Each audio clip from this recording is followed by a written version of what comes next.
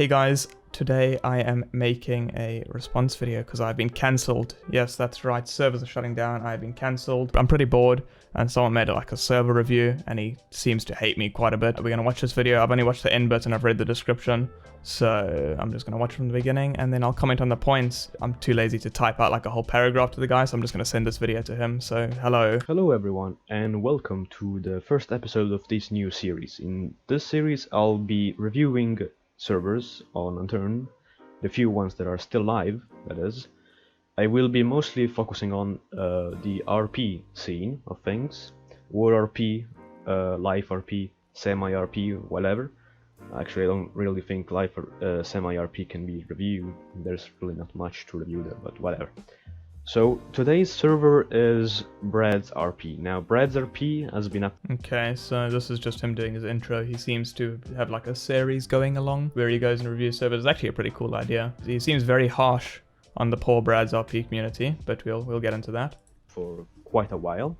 So good job to Brad for having kept his server up for I think 2 years now, maybe more, maybe less. Okay, well, he said good job to me for keeping my servers up. I appreciate that. One of the first things I've noticed about Brad's RP, even by just loading into the server, is that their workshop content is fairly consistent.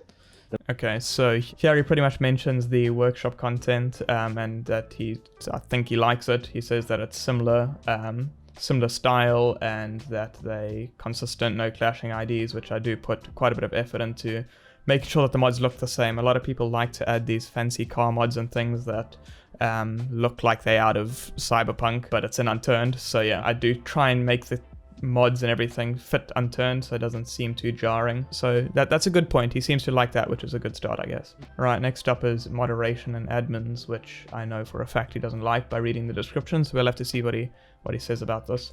And the staff team is that a couple of them, quite a bit of them actually, sound like they are children. At least sound like. I can't confirm that they are children, but they definitely sound like that they are. To me, this is a negative because, well, children have not yet developed the cognitive capabilities that allow a grown adult to... Fair point, but 90% of people that play Unturned are kids. We try to pick it. We actually have a minimum age. Sure, people can lie about it. We don't verify it with ID or anything. That's a bit weird. We try to pick out the staff that have some maturity at least, and we try and make sure that they follow the guidelines on things. The minimum age we have set is 14 years, so mature enough. We don't obviously have 12-year-olds running around, but yeah, they are still young. I don't know very many 18-year-olds that play Unturned or adults that play Unturned, so obviously they're not going to be staff. But we'll continue and see what he says about the staff. Situation rationally, basically.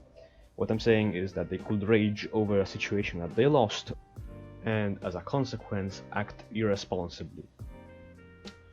Another thing I have noticed is that staff members are very slow to respond to situations. Responding to situations, obviously people call admin and chat and things. I do try and tell the staff often to respond to that, and I have told them that it's a good idea just to get like a copy and paste message that sends in chat, and it's like, I'm busy right now, I'll be with you soon. But it is really hard, and even like as owner, when I go on, when people call my name, it gets chaotic, especially when the server's full. I do feel bad for the staff team. They got plenty of things to do. They dealing with KOS, maybe selling an apartment. It's hard to keep up with people screaming your name in chat. They do try their best. I'm not going to say they're perfect. There's definitely some of them that do get lazy, but I can't do much about it. A couple of instances in my recording where you're going to see this. There is a guy, I think it's a police officer, who waited 10 minutes for a staff member to come and nobody came. And that's definitely a negative in my eyes. Another negative behavior... if he's waited 10 minutes for a staff member to come and then no one has, then that's obviously a problem. They could have just missed the message, but if they were ignoring him, then yeah, report it. If you open a ticket on Discord, management will deal with it, and the staff members do get punished for ignoring people. But we can't do anything if we're not told about it, you know. But otherwise, we don't have eyes on the back of our head. That you are going to spot in this video is admin abuse, and to be frank, there is quite a bit of it on the server. I have recorded an instance of an admin basically claiming that a person's vehicle looked too unrealistic and unrealistic vehicles are not allowed on the server. You cannot customize your vehicle to look unrealistic. I don't know who this admin is. Once again, I don't think it was reported, but if you did, then it would have been dealt with. Unrealistic vehicles, there's an extent you can customize your vehicles, you can put things on, but if you're driving around with 6 foot of barbed wire hanging off the side of your vehicle, running people over, then obviously that's not allowed. Like covered in lights, for example, because that causes lag and can crash people's games and things. So it's all up to the staff member to decide, but if you just had like a few crates on your vehicle and they told you it's not allowed, then that's obviously a problem. But reporting that, once again, would have got that solved. And a counter argument to this will be that the server is basically filled with people who have vehicles with tens of or dozens of lockers on them, and that is also not really realistic if you ask me. But whatever, I will not argue with server. You're allowed to have whatever you want on the vehicles, as long as it's obviously not laggy. Unfairly, and that he could have handled the situation way better, and you're going to see it from the footage.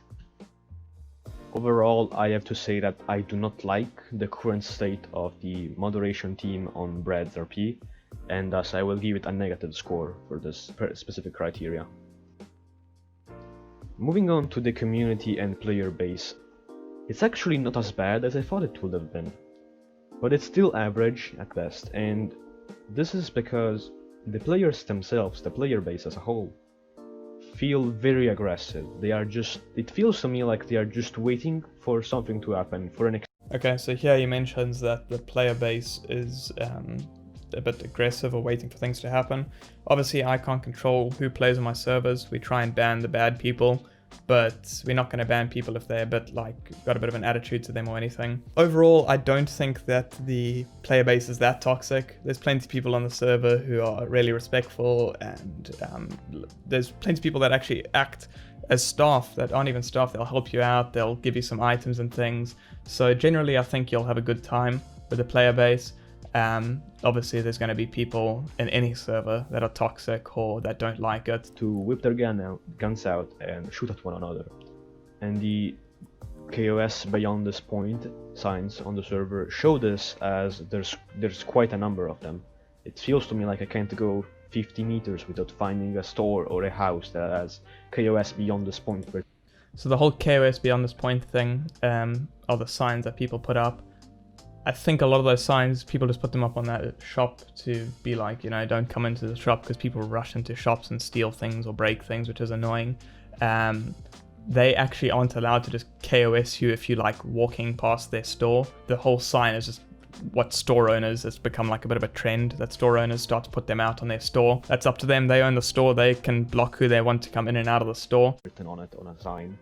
And that's pretty sad to me, as I've always felt that in order to have a good roleplay, you must also have the good kind of people next to you to roleplay with. Otherwise, yeah, if you want to have the best roleplay experience, you'd have to whitelist it. But yeah, they are good whitelisted servers where there's applications that you have to go through, and then the roleplay is really serious. But I've never wanted to do that. The roleplay on my server is not meant to be serious roleplay. A lot of the time I describe the server as almost like a fun place just to play with your friends. If you're looking for a serious RP server, then this probably isn't the best place. Moving on to general gameplay, I have to say that I am not impressed at all here. It's very boring and it's very bland. There's nothing special to it, I have to say. As I mentioned less than 30 seconds ago, it feels like the general attitude is extremely aggressive, and I personally believe that had it not been for the amount of admins that were online when I was on to record footage for this video, there would have been all-out war. And I do not like this in the slightest. Yeah, there probably would have been an all-out war if it wasn't for all the admins online. That's why we have admins and staff. They're meant to stop the KOS. I have been on the server though, when it's been about 9 people on and things early in the morning, and when the server count is quite low, the KOS and stuff don't even exist. It's actually quite calm compared to most RP servers. Most people don't KOS. The problem comes in when there's one bad person who joins the server just to grief it, and then they KOS, and then everyone starts fighting, and that's a big problem. That's why we have admins. Generally, we don't really get that. I don't think we have a problem with KOS, especially compared to most RP servers. Especially because when I first joined, I joined as a bandit. And so of course my initial thoughts were, okay, let's see, who can I rob? And everyone I came across had a literal armory on them. There were civilians, not cops, civilians who were wearing military gear and had machine guns on them. It really does not feel realistic, first of all, but... Okay, he brings up the point about realism here, which links back to my point about it not meant to be it's not meant to be a serious RP kind of thing. It's not meant to be the serious, strict roleplay like Unity that has, you know, really detailed rules, because I'm just not interested in that. I can't really argue about realism here, but the admin I mentioned earlier apparently can, whatever. And it really doesn't feel like it's leaving any chance for a new player to progress in the system, because everyone who has wealth, well, they just stick with it, and it's going to be very hard if you go in as a bandit to try and rob someone with the bandit kit. The bandit kit only has a pistol and some clothes, and that's not nearly enough to rob someone who has a machine gun on them, and almost everyone has a machine gun on them, so good luck with that. Yeah, obviously with the kits you only start with a pistol. We don't want to give machine guns in the kits, because then everyone runs around with machine guns, and that helps KOSs, people that just join the server to just kill. Then it's a lot easier for them to just, you know, do a kit and wipe out the whole server. But if you do have a pistol, you can buy guns. Plugin that I have actually logs all the robberies to Discord, so if someone breaks, like if you have 5 people robbing one guy, and then they like just kill you all, that's fail roleplay, because they shouldn't have killed you. They should have surrendered and given their things. So then you can report it, and the staff can see how many robbers there were and how many victims there were, and like compare it, and then see who would have won in the situation and things. Criteria server owner. Now, I actually have had a chat with Brad himself. He might have had a chat with me. I don't know who his Discord is. I've tried looking a little bit and asking around, but I don't know who he is.